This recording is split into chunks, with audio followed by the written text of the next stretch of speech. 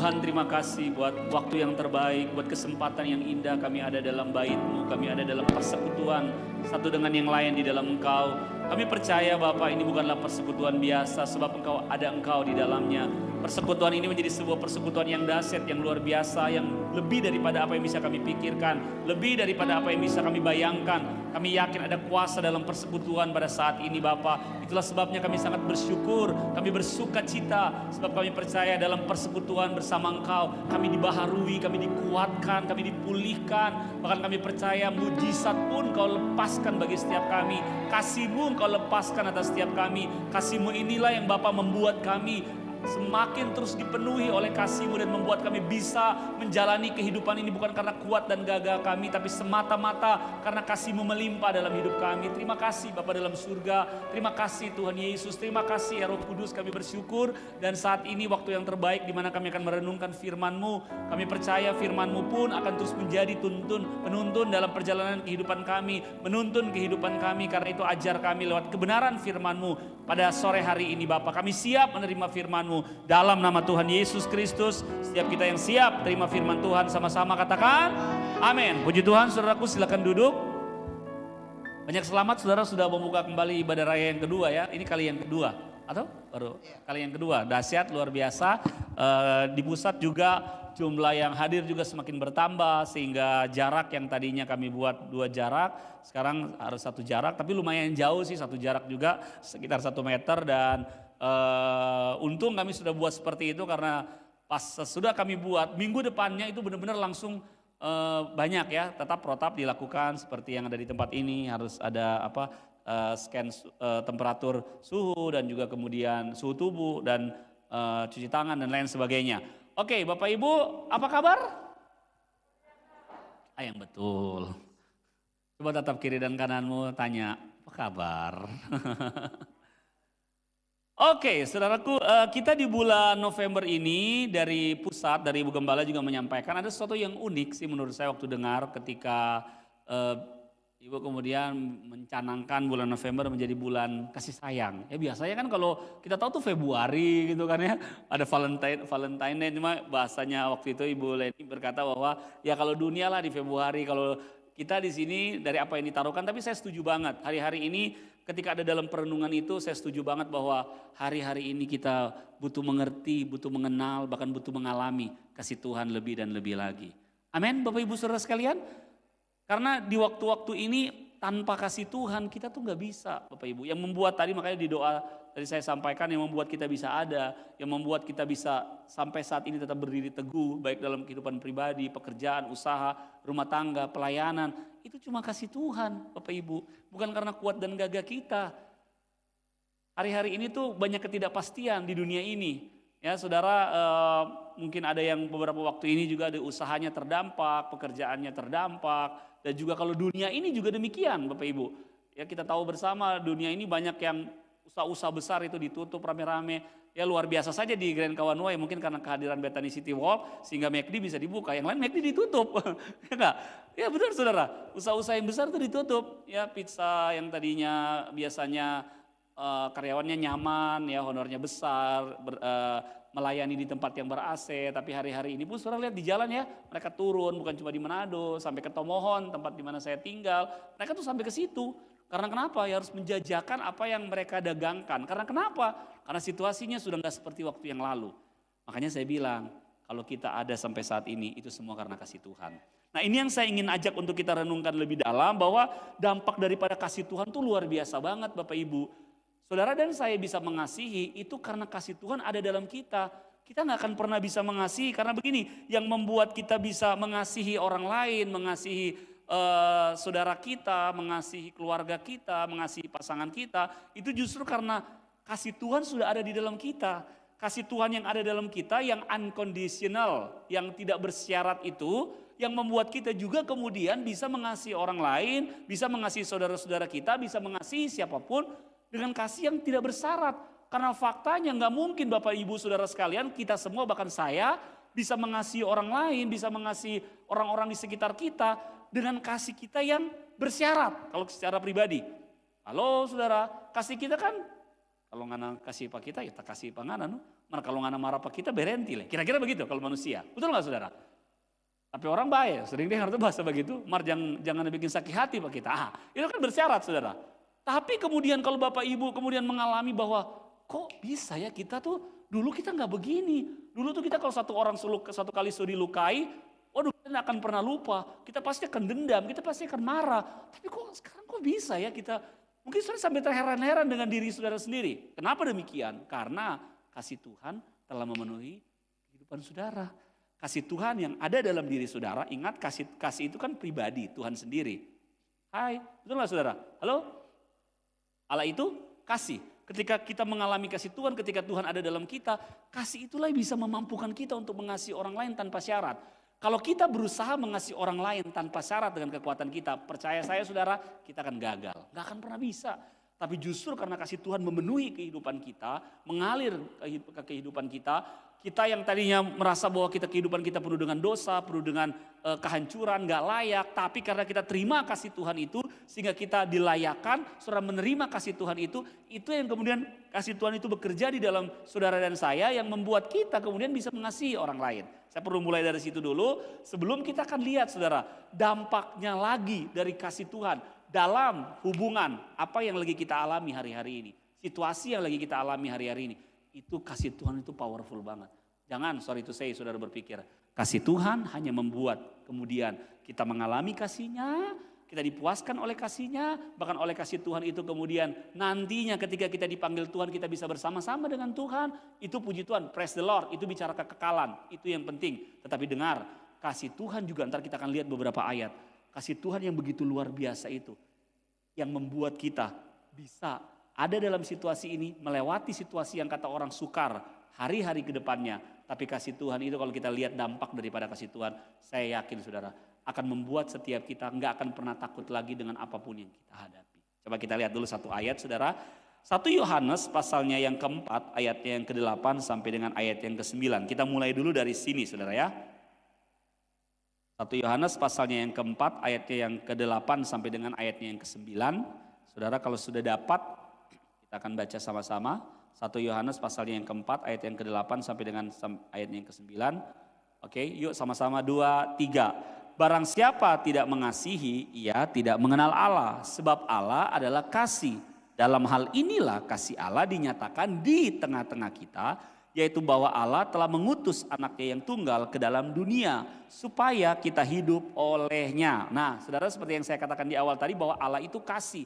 Dan kasih Allah itu dinyatakan karena kenapa? Bapa mengutus anaknya yaitu Kristus, anaknya yang tunggal ke dalam dunia supaya kita hidup olehnya. Mengutus Kristus ke dalam dunia ini bukan hanya bicara soal konteks 2000 tahun yang lalu ketika Tuhan menjadi manusia. Yes, itu yang pertama. Tetapi yang kedua, saudara perlu pahami, saya yakin saudara sudah sering dengar. Ingat kalau saya pasal pertama ayat 28, Kristus ada di tengah-tengah kamu, bahasa Inggrisnya bilang Christ in you. Jadi ketika Bapa mengutus Kristus, saat ini roh Kristus bukan hanya ada 2000 tahun yang lalu, tapi sudah tinggal di dalam kita. Masing-masing secara pribadi. Jadi saudara dan saya saat ini yang membuat kita bisa berdiri di hadapan Bapa, yang membuat kalau zaman perjanjian lama saudara, baik saya yang melayani, teman-teman yang melayani tadi, saudara yang datang saat ini dalam persekutuan, zaman dulu kita kalau ada dosa, ya ampun, tumbang langsung. Innalillahi wa innalillahi rojiun. Meninggal udah kita. Kalau nggak kudus, benar nggak saudara? Tapi sekarang kenapa kita bisa tetap berdiri teguh, kenapa kita bisa beribadah kepada Tuhan, bisa datang kepada Tuhan, ada persekutuan dengan Tuhan yang adalah kudus. Karena kenapa? Karena roh Kristus ada di dalam kita. Karena Tuhan ada di dalam kita saudara. Nah kesadaran ini yang perlu kita bangun dulu. Kasih Tuhan yang luar biasa itu bukan hanya kita mengalami kasihnya, tapi kasihnya yaitu pribadinya, Kristus ada di dalam kita. Sebelum saya lanjut, saudara taruh tanganmu di dada dan bersyukur. Puji Tuhan, Kristus ada di dalam saya. Amin.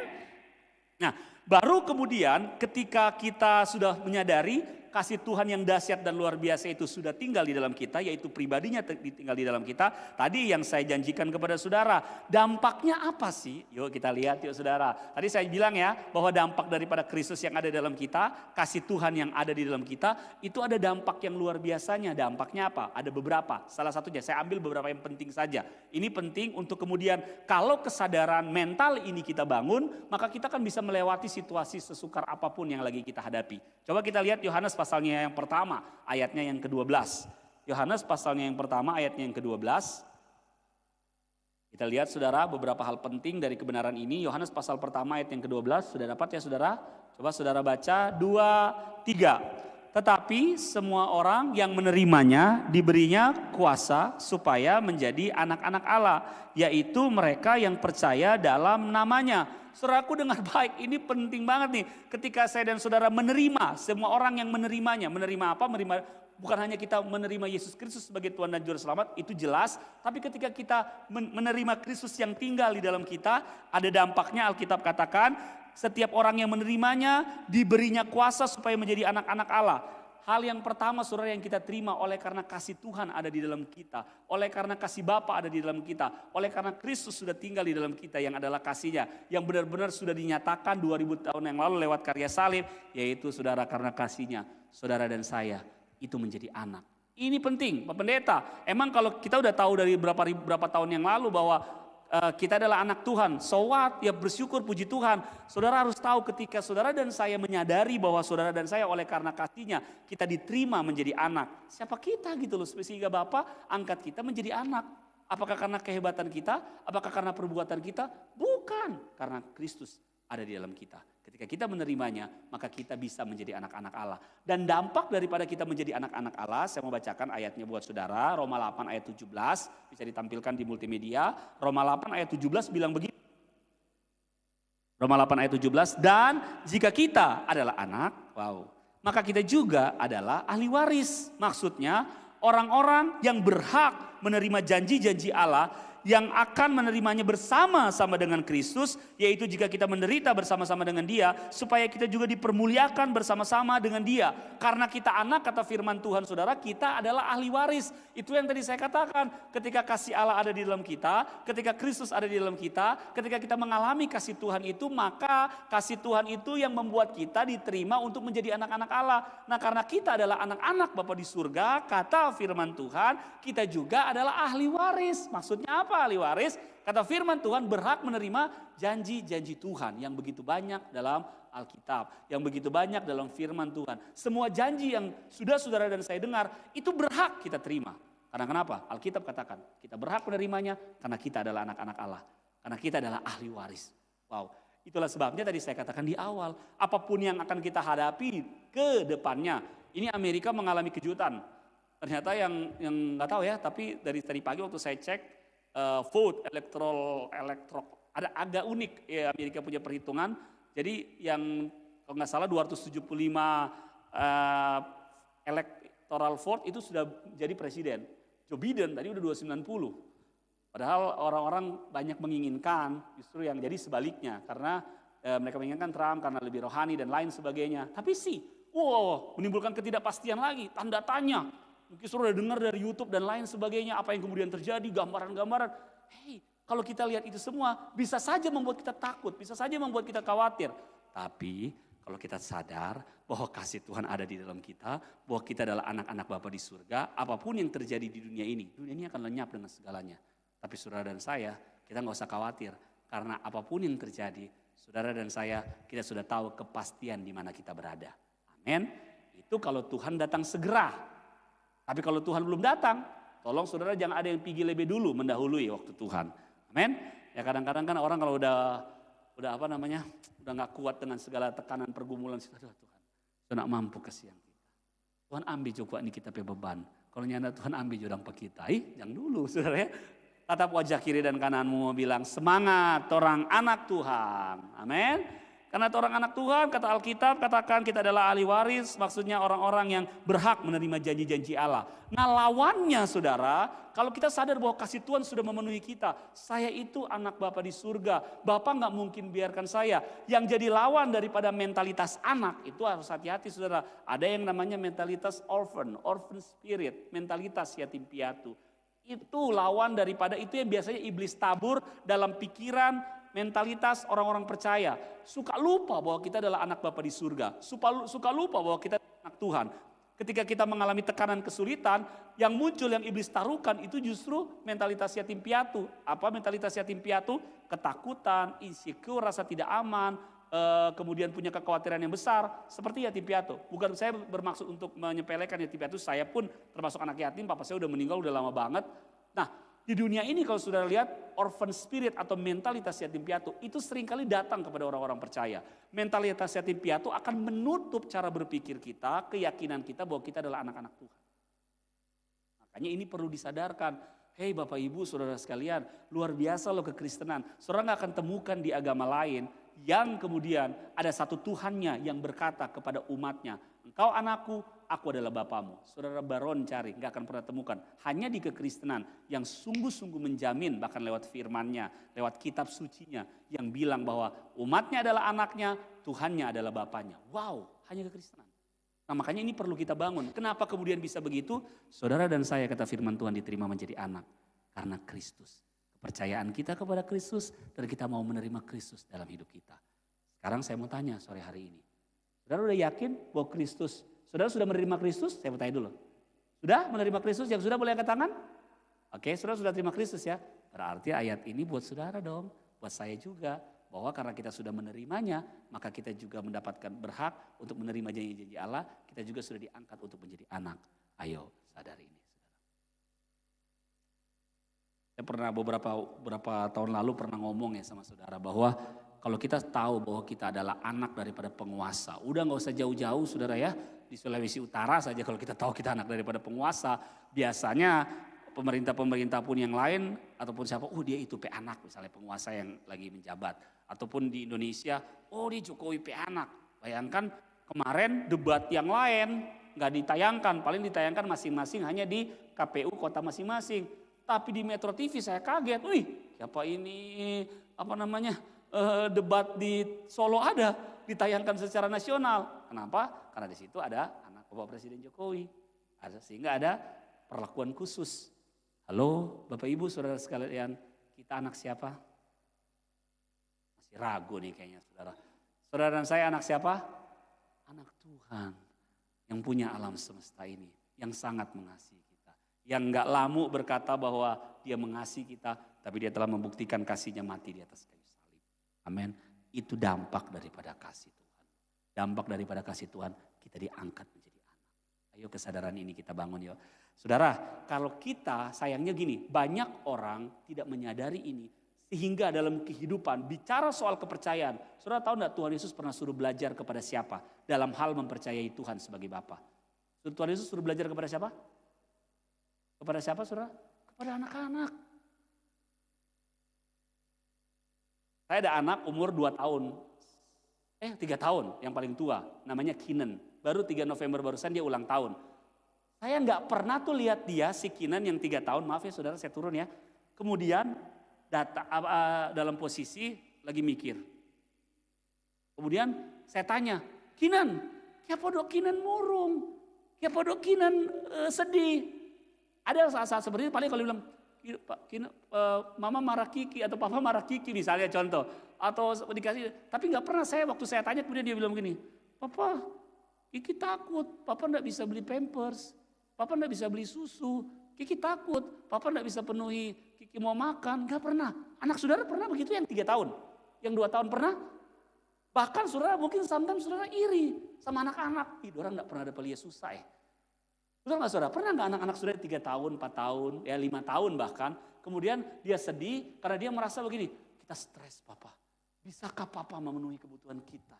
Nggak pernah ya saudara? Saudara lihat anak-anak saudara yang masih kecil-kecil itu. Makanya Tuhan Yesus suruh kita belajar kepada anak kecil. Mereka percaya banget loh sama Bapak Ibu sebagai orang tuanya. Amin. Mereka percaya bahwa orang tuanya pasti bisa memenuhi kehidupan mereka. Mereka nggak pernah sampai dalam umur seperti itu. Itulah sebabnya Tuhan Yesus suruh belajar kepada anak kecil dalam hal kepercayaan. Kita yang sudah menerima kasih dari Tuhan yang membuat kita diangkat menjadi anak. Mentalitas anak perlu kita bangun. Mentalitas untuk mempercayai Tuhan sebagai Bapa. Mentalitas untuk sungguh-sungguh meyakini bahwa Tuhan pasti memelihara kita. Bahwa Tuhan gak pernah biarkan kita. Kasihnya cukup buat kita. Amin. Amin saudara. Kasih tepuk tangan dulu dong buat Tuhan kita yang besar ya. Tolong kasih tahu saya kalau ada anak saudara yang masih 2-3 tahun udah seperti itu jalan berpikirnya. Gak ada ya. Mereka tuh percaya banget loh sama kita. Walaupun mungkin kita yang menjalani dalam kehidupan nyata yang tekanan, kesulitan-kesulitan yang kita hadapi. Tapi anak-anak kita tetap percaya kepada kita. Apa yang menjadi kesulitan buat Bapak kita di surga? Enggak ada lah saudara. Tinggal kita membangun keyakinan kita. Yang kedua, coba kita lihat saudara. Dari Roma pasalnya yang ke-8 ayatnya yang ke-31. Roma pasalnya yang ke-8. Tapi agak panjang nih kalau kita baca dari ayat 31. Kita langsung lompat saja dimulai ayatnya yang ke-35 ya saudara. Roma 8 ayat 35 sampai dengan ayatnya yang ke-37. Sampai ayat 39 kita baca bergantian saudara. Saya baca ayat yang ke-35, saudara baca ayat 36 sampai ayat 39 kita baca bergantian. Roma 8 ayat 35. Siapakah yang akan memisahkan kita dari kasih Kristus? Penindasan atau kesesakan atau penganiayaan atau kelaparan atau ketelanjangan atau bahaya atau pedang. Ayat 36.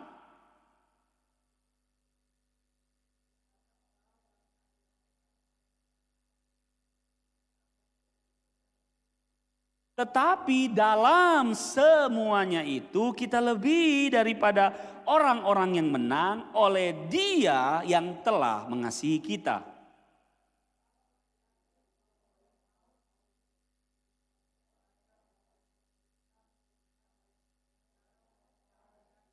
Ayat sama-sama ayat 39, 23. Atau kuasa-kuasa baik yang di atas maupun yang di bawah ataupun sesuatu makhluk lain tidak akan dapat memisahkan kita dari kasih Allah yang ada dalam Kristus Yesus Tuhan kita. Wah, lebih jelas ayat ini. Siapa yang bisa pisahkan kita dari kasih Kristus? Penindasan kah? Kesesakan kah? Penganiayaan kah? Kelaparan kah? Ketelanjangan? Bahaya, pandemi, COVID-19 dan lain sebagainya. Atau pedang, segala kesulitan sudah dirangkum. Tidak ada yang bisa memisahkan kita dari kasih Kristus. Dan kabar baiknya ayat 39 bilang bahwa kasih Kristus itu sudah ada di dalam kita. Itu yang tadi saya katakan di awal. Makanya kesadaran ini perlu kita bangun bahwa oleh karena kasih Tuhan kita kemudian diangkat menjadi anak. Ayo bangun kesadaran ini, mentalitas ini bahwa kita adalah anak-anak Bapa di surga. Tetapi juga kasih Tuhan membuat saudara dan saya hari-hari ini menjadi orang-orang yang lebih daripada pemenang. Artinya gini, oleh karena kasih Tuhan kita bisa berkemenangan. Bukan karena kekuatan kita. Bukan karena sumber daya yang kita miliki. Bukan karena kemampuan yang kita miliki. Bukan karena seberapa banyaknya uang yang ada dalam rekening kita. Tapi firman Tuhan jelas bilang karena kasih Tuhan ada di dalam kita. Itu yang membuat kita bisa jadi pemenang. Bangun lagi kesadaran ini saudara. Di tengah-tengah kesulitan yang ada. Karena hari-hari ini banyak orang yang udah putus asa. Ada orang yang dulu bisnis semangat. Tapi karena kena pandemi COVID-19, Sonin tahu mau bikin apa dan memilih surrender. Menyerah. Saudara, menyerah tidak boleh. Yang benar adalah berserah. Berserah kepada Tuhan, tapi jangan menyerah. Ada orang-orang yang kemudian saat ini, aduh kita Sonin tahu mau bisnis apa. Mau bisnis apa sekarang lagi? Tapi juga ada orang-orang yang ketika menghadapi situasi yang sulit ini, kemudian justru bisa bangkit, bisa bersinar. Ya, ada bisnis-bisnis baru yang dibukakan, makanya tahu nggak saudara bahwa sebenarnya orang itu dimulai dari keberhasilannya itu dimulai dari yang pertama cara berpikirnya dulu. Makanya Alkitab pun serius untuk membicarakan soal pikiran. Pikiran kan bahasa Alkitabnya ruang kendali, topos. Alkitab bilang pikiran itu topos artinya ruang kendali. Jadi keberhasilan kehidupan bahkan dunia pun mengakui bahwa orang tidak akan pernah melangkah jauh lebih daripada apa yang dia pikirkan. Makanya saudara, cara berpikir bahwa kita adalah anak, cara berpikir bahwa kita adalah orang-orang yang menang.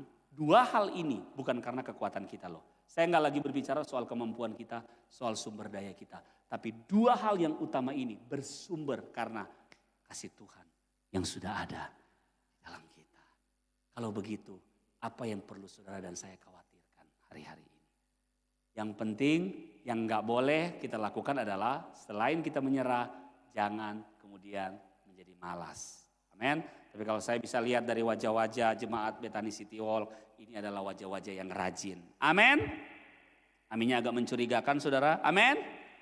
Nah, saya mau bacain lagi saudara bahwa di Efesus pasal 4. Satu ayat lagi saudara, dua ayat maksud saya. Efesus pasal yang keempat ayat yang ke-13 sampai dengan ayat yang ke-15. Efesus pasal 4 ayat 13 sampai dengan ayat yang ke-15. Jadi ketika kita sudah tahu nih bahwa karena kasih Tuhan ada di dalam kita, sehingga kita diangkat menjadi anak dan kemudian kasih Tuhan itu yang membuat kita bisa lebih daripada pemenang. Kita berkemenangan dalam segala kondisi, tapi ingat kasih Tuhan juga sebenarnya bukan menuntut sih, apa ya kalau saya boleh pakai bahasa satu kata, kita perlu membangun kesadaran lah bahwa ketika kasih Tuhan sudah memenuhi kita, kemudian apa yang Tuhan inginkan dari kasih-Nya yang ada di dalam kita. Itu maksud saya. Efesus pasal 4 ayat 13 sampai dengan ayat 15, kita baca sama-sama saudara, Efesus 4 ayat 13 sampai dengan 15, 2, 3. Sampai kita semua telah mencapai kesatuan iman dan pengetahuan yang benar tentang Allah, kedewasaan penuh dan tingkat pertumbuhan yang sesuai dengan kepenuhan Kristus. Sehingga kita bukan lagi anak-anak yang diombang-ambingkan oleh rupa-rupa angin pengajaran dan permainan palsu manusia dalam kelicikan mereka yang menyesatkan. Tetapi dengan teguh berpegang kepada kebenaran di dalam kita bertumbuh di dalam segala hal ke arah Dia, Kristus yang adalah kepala. Kalau kita udah menerima kasih-Nya, kita udah sadar bahwa kita adalah anak Tuhan yang pasti dipelihara, yang pasti akan disupport oleh Tuhan sebagai Bapa kita. Kita yakin oleh karena kasih-Nya kita berkemenangan. Tapi Tuhan mau nggak hanya sampai di situ. Kasih saudara dan saya perlu mengalami pertumbuhan. Pertumbuhannya kemana? Ke arah Kristus. Dengan kata lain yang saya mau bilang, kasih kita seharusnya berbanding lurus dengan keserupaan Kristus di dalam kita. Itu maksud saya.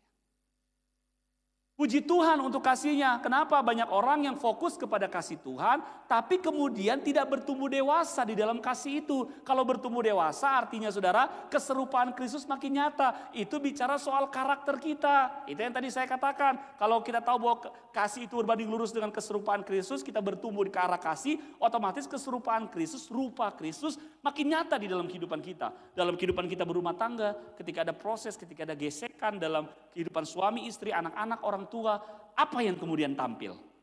Apa yang kemudian mendominasi? Kalau yang mendominasi adalah kasih Tuhan, pengampunan, kasih, pengertian, berarti saudara dan saya bertumbuh.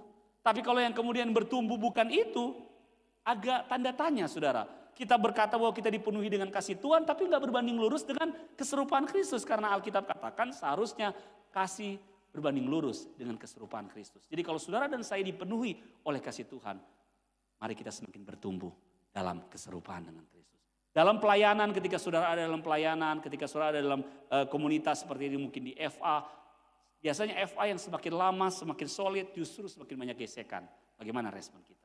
Biasanya pelayanan yang semakin bertumbuh. Biasa pelayanan kalau awal-awal fine-fine saja. Tapi kalau udah jalan 2-3 tahun, biasanya mulai ada gesekan. Kita mulai melihat kelemahan satu dengan yang lain. Yang padahal saudara mau pergi pelayanan dimanapun, di gereja manapun, namanya masih manusia yang memimpin. Namanya masih manusia yang berinteraksi dengan saudara.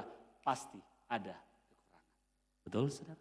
Tapi kalau kita terus bertumbuh dalam kasih Tuhan, yang justru ini saatnya nih, kasih saya diuji. Apakah saya mau mengampuni? Apakah saya mau mengasihi teman pelayanan saya? Memang sih dia kata-kata setajam silet. Ya kalau bicara, halus, set. Kayak silat kan? Silat kan, mar satu kali dia, saudara pernah kena silat? Saya pernah saudara ya. Mar DP darah, bisa banyak. Wah kadang-kadang begitu. Tapi justru kalau kita semakin dewasa, wow ini kesempatan. Kasih Tuhan yang ada dalam diri saya lagi diuji. Siapa yang kemudian keluar? Apakah kasih Tuhan atau saya yang keluar? Kembali lagi dari wajah Bapak Ibu yang walaupun tertutup dengan masker, jemaat BCW dewasa dalam hal kasih Tuhan. Amin. Biarlah di bulan November ini, bulan yang penuh kasih. Ayo kita bangun kesadaran bahwa saudara dan saya adalah anak Tuhan. Sadar itu, ingat itu, tidak usah khawatir. Yang kedua, karena kasih Tuhan kita bisa kemudian mengalami kemenangan demi kemenangan. Tetapi ingat, kasih Tuhan juga menuntut untuk saudara dan saya semakin dewasa, semakin serupa dengan Kristus. Amin. Jangan hanya suka kasih Tuhan yang memenuhi kita, tapi biarlah kasih Tuhan itu juga mengalir lewat kehidupan kita, lewat karakter kita, lewat buah-buah kasih yang kemudian mengalir dalam hidup saya dan saudara. Saya selesai. Karena seperti di pusat, katanya kalau khotbah dalam situasi new normal, ini boleh panjang-panjang. Ya saudara, mari kita bangkit berdiri saudara ya. Kami kalau sudah kepanjangan udah mulai ada kode-kode dari bawah biasanya. Karena ibadah memang cenderung lebih pendek. Ya, nggak tahu kalau di sini sama ya. Kalau di pusat juga kami ibadahnya lebih pendek. Yuk saudara kita angkat pujian yuk. Sementara pujian kemudian diangkat, saya jadi teringat. Saudara mungkin bertanya begini, saya pengen sih terus ada dalam kasih Tuhan. Tapi kok kenapa ya kadang-kadang saya gagal? Kenapa kadang-kadang saya lupa? Kenapa kadang-kadang saya maunya yang respon keluar mengasihi, tapi kemudian kenapa justru yang keluar adalah emosi, kemarahan. Saudara, kalau pertanyaan itu yang ada dalam diri saudara, bagaimana untuk supaya kita bisa terus-menerus hidup dalam kasih? Nah, saya suka satu ayat, saya akan bacakan kepada saudara. Ini ayat maknanya dalam banget. Yohanes 15 ayat 5, saya akan bacakan. Akulah pokok anggur, dan kamulah ranting-rantingnya. Barang siapa tinggal di dalam aku, dan aku di dalam dia, ia berbuah banyak. Sebab di luar aku, kamu tidak dapat berbuat apa-apa. Untuk saudara dan saya bisa terhubung, bisa terus hidup dalam kasih. Saudara dan saya harus tetap terhubung dengan sumber kasih yang adalah Tuhan. Makanya saudara dan saya nggak akan bisa terus-menerus konsisten hidup dalam kasih kalau kita melupakan waktu doa. Kalau kita melupakan persekutuan dengan Tuhan lewat firman-Nya. Coba saudara uji. Sebulan saudara nggak baca Alkitab, seminggu saudara nggak baca Alkitab. Bukan jadi gini, kita baca Alkitab bukan karena aturan agamawi, bukan. Tapi itu semua yang membuat saudara dan saya bisa kemudian hubung sama Tuhan, yang membuat saya dan saudara ketika terjadi proses-proses yang saya katakan gesekan dan lain sebagainya, entah kenapa firman Tuhan mengingatkan kita, Roh Kudus mengingatkan kita bagaimana seharusnya kita bisa berespon yang tepat. Betul saudara? Makanya kita harus tetap terhubung sama Tuhan. Dan saudara masih ingat ketika kita tidak ibadah beberapa bulan lamanya. Kita ibadah lewat online. Ada yang serius, tapi ada juga yang kurang serius. Sambil tidur gitu ya ibadahnya. Kan ada yang tahu saudara ya. Who knows gitu, hanya Tuhan dan diri sendiri yang tahu. Kerap kali kadang-kadang kita ibadah sambil lihat handphone pada waktu itu. Betul ya saudara? Tapi beberapa dari kita kemudian bisa mengalami kekeringan. Akibatnya respon-respon satu dengan yang lain. Terjadi banyak gesekan. Itu. Makanya saudara dan saya kita perlu terhubung sama Tuhan untuk kita bisa terus hidup dalam kasih-Nya. Kita angkat pujian yuk saudaraku, haleluya. Mari kita datang kepada Tuhan. Biar kasih Tuhan memenuhi setiap kita. Tunjukkan kasih setiamu. Terima kasih Bapa dalam surga. Kau menyediakan yang kami perlukan Bapa. Amin. Kau setia, kau mulia, dulu, sekarang, dan selamanya. Naikkan pujian ini dengan imanmu. Tunjukkan kasih. Terima kasih ya Bapa. Terima kasih ya Tuhan. Haleluya. Engkau Tuhan yang selalu menyediakan apa yang kami perlukan. Terima kasih Bapa. Kau setia, kau mulia, Bapa, kau setia. Sekali lagi kita naikkan pujian ini dari awal saudara. Mari kita datang bersekutu dengan Tuhan. Biar kasih Tuhan memenuhi setiap kita sore hari ini. Yes. Kau setia. Bapak terima kasih buat kesetiaan-Mu. Haleluya. Terima kasih ya Bapa. Tenanglah jiwaku, aman bersama. Kami aman bersama-Mu ya Bapa. Haleluya. Lebih dari harta, Kaulah segalanya. Tenanglah jiwaku dalam hadirat-Mu. Haleluya. Kau Terima kasih tunjukkan Bapa. kasih Terima kasih ya Tuhan. Terima kasih. setiamu. Kau menyediakan yang ku perlu. Kau setia, kau mulia. Dari dulu sekarang sampai selama-lamanya Engkau Bapa yang setia dalam hidup kami. Haleluya. Kau tunjukkan kasih setiamu. Kau menyediakan yang ku perlu. Kau setia,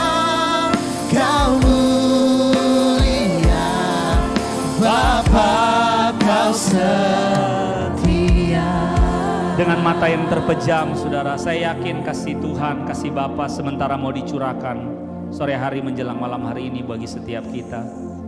Saudaraku, mungkin kau hari-hari ini sedang mengalami kekeringan, mungkin kau hari-hari ini sedang mengalami kesulitan, mungkin hari-hari ini kau sedang mengalami tekanan masalah. Kau bingung harus mau datang kepada siapa, kau nggak tahu harus mau berbuat apa lagi. Kau mungkin dipenuhi dengan segala ketakutan dengan situasi kondisi yang sementara terjadi. Banyak Tuhan, banyak saudara anak-anak Tuhan yang hari-hari ini mengalami kesulitan dengan situasi dan kondisi yang ada. Tapi biarlah kebenaran firman Tuhan yang boleh kita renungkan pada pagi hari ini, membangun kembali keyakinan, kepercayaan kita. Karena dengar baik saudaraku, bahwa saudara dan saya kita hidup oleh iman. Kita hidup oleh keyakinan dan kepercayaan kita. Firman-Nya telah berfirman buat setiap saya dan saudara. Kasih Tuhan itu cukup buat setiap kita. Kasih Tuhan yang akan memampukan setiap saya dan saudara. Kita oleh karena kasih-Nya, waktu kita menerimanya, kita diangkat menjadi anak-anak Bapa di surga. Oleh karena kasih Tuhan, saudara dan saya lebih daripada pemenang. Wow, pegang kebenaran ini saudara. Apapun yang ada di hadapan kita, tantangan seberat apapun yang saudara dan saya hadapi, kita tidak sendirian. Saudara tidak sendirian. Ada kasih-Nya yang akan memampukan setiap saudara. Terima dengan iman malam hari ini. Terima dengan iman saudara, bahwa kasih Tuhan memenuhi saudara. Saudara tidak berjalan sendirian, saudara tidak menghadapi segala raksasa, gunung-gunung yang besar, badai, ombak sendirian. Tapi kasih Tuhan membela setiap saudara dan saya. Imani saudara, imani dan kau akan melihat pertolongan Tuhan sebagai Bapa itu pasti tepat pada waktunya. Kemenangan dari Tuhan pasti menjadi bagian saudara dan saya. Ini saatnya di masa yang sukar, justru saudara dan saya melihat kasih Tuhan dilimpahkan. Saudara dipenuhi oleh kasih Tuhan, dan kasih Tuhan yang membuat setiap kita mengalami kemenangan dan mujizat daripada Tuhan. Haleluya, haleluya. Bapak terima kasih buat sore hari ini. Kami bersyukur Tuhan buat kebenaran firman-Mu. Oleh karena kasih-Mu Bapa, kami semua boleh ada, kami semua boleh berdiri, kami semua boleh melayani, kami semua boleh ada. Sekalipun kami mungkin ada di tengah-tengah dunia dengan segala tekanan, kesulitan, penderitaan, tapi kasih Tuhan telah memberikan kami kekuatan dan kemampuan. Bapa terima kasih, biarlah kebenaran yang sudah kami renungkan pada malam hari ini tidak hanya berlalu begitu saja, tapi sungguh-sungguh itu masuk dalam hati dan pikiran kami, mendrive kehidupan kami, sehingga waktu kami melangkah dalam perjalanan kehidupan ini Tuhan, kami tahu bahwa kami tidak sendirian, kami punya Bapa yang membackup kehidupan kami, yang pasti memberikan kami kemenangan. Terima kasih Bapa, dan doa kami saat ini, kami mau terus dipenuhi oleh kasih-Mu Bapa, sehingga ketika kasih-Mu memenuhi kami, kasih-Mu yang ada dalam kami juga bisa mengalir bagi orang-orang di sekitar kami, lewat respon kami, lewat Tuhan pemberian kami, lewat apapun yang bisa kemudian mengalir dari kehidupan kami oleh karena kasih-Mu ada dalam kehidupan kami. Terima kasih Bapa, teguhkan firman-Mu dalam hati dan kehidupan setiap kami, dalam nama Tuhan Yesus Kristus. Setiap kita yang bersyukur oleh karena kasih Tuhan, kasih Bapa sudah dilimpahkan atas setiap kita. Bersama dengan saya, mari sama-sama katakan amin. Tuhan memberkati saudara. Silakan duduk saudara.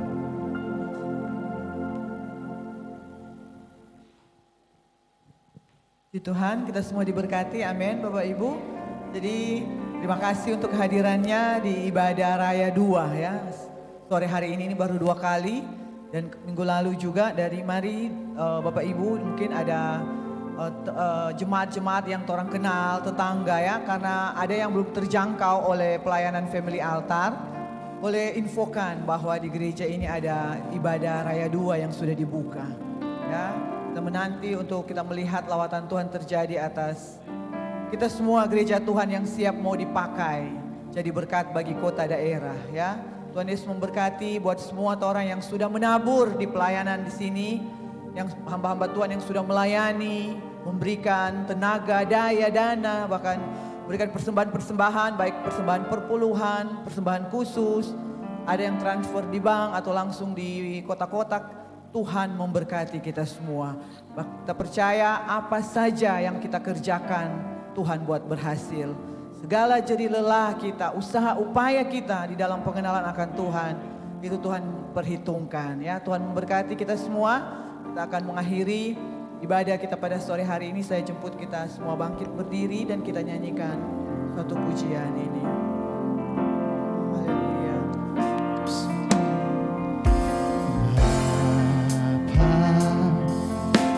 Kau setia,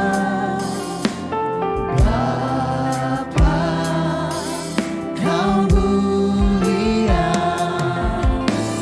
Tenanglah jiwaku, aman bersamamu.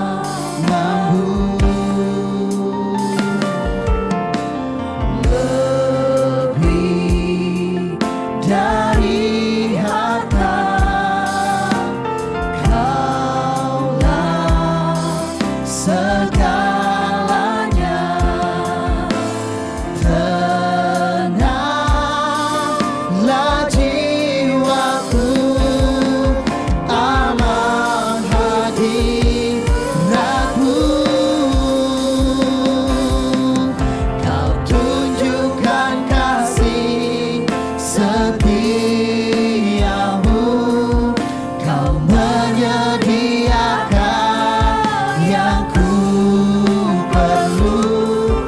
Kau setia, Kau mulia, dulu, sekarang, dan selamanya. Kau tunjukkan kasih setiamu, Kau menyediakan yang ku perlu. Kau setia, Kau mulia, Bapa, Kau setia.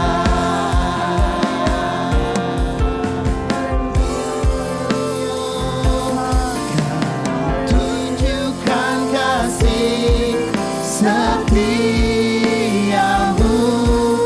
Kau menyediakan yang ku perlu.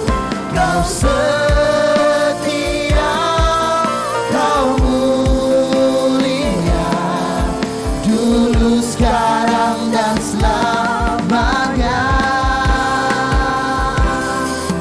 Kau tunjukkan kasih setiamu, Kau menyediakan yang ku perlu. Kau setia, Kau setia, Kau setia, Kau setia, Kau setia, Kau mulia, Bapa, Kau setia.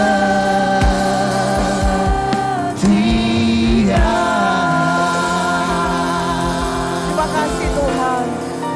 Terima kasih Bapa, Kau yang menjamin setiap hari-hari hidup kami. Apakah yang akan membuat kami takut hari-hari ini? Tidak ada Tuhan. Sebab hari ini ketika kebenaran firman-Mu datang, kami disadarkan bahwa kami ini anak-anak Allah. Kami anak-anak kerajaan Allah. Engkau Allah yang selalu ada bagi kami, yang menuntun perjalanan kami. Sehingga apapun tantangan, masalah, pergumulan di depan kami mampu menghadapinya. Dan kami terus jadi orang-orang yang menang, bahkan lebih dari pemenang. Karena Tuhan sudah jamin dan menjanjikan itu dalam setiap kami. Bahwa kami Tuhan, setiap perjalanan hidup kami mengalami perjumpaan-perjumpaan pribadi dengan Engkau. Sehingga kami terus bertumbuh di dalam pengenalan yang benar tentang Engkau. Dan karakter hidup kami terus nyata menjadi serupa dengan karakter Kristus. Terima kasih buat kasih Bapa yang penuh tercurah dalam hidup kami Tuhan.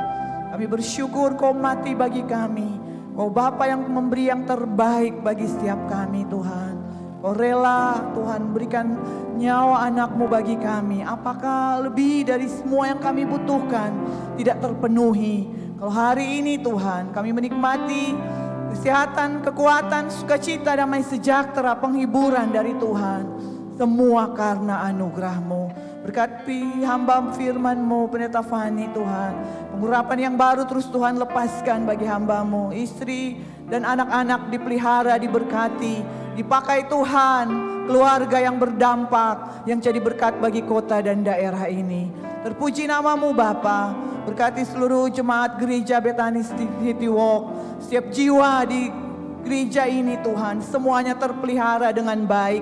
Setiap keluarga mengalami pemulihan yang luar biasa.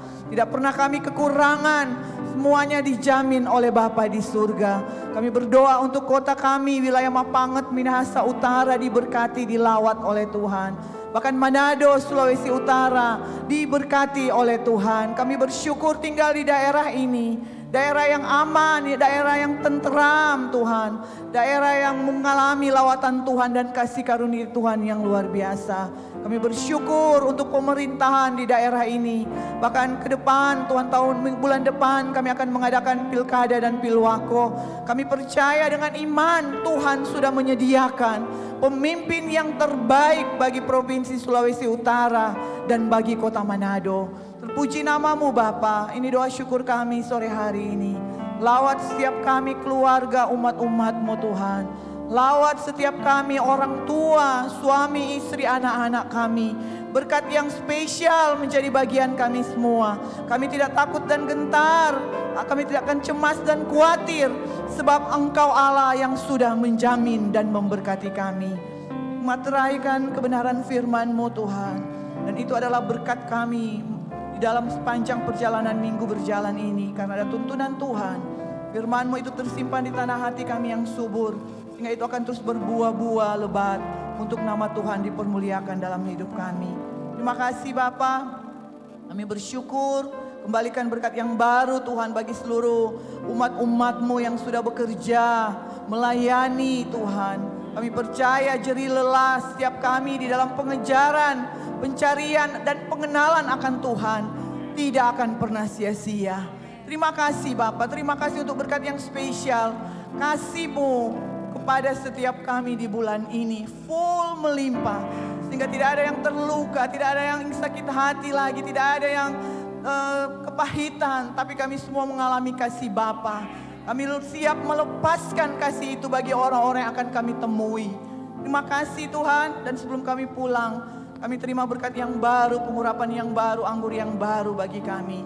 Perjalanan kami diberkati, makan tidur kami diberkati, bangun berjalan kami diberkati Tuhan.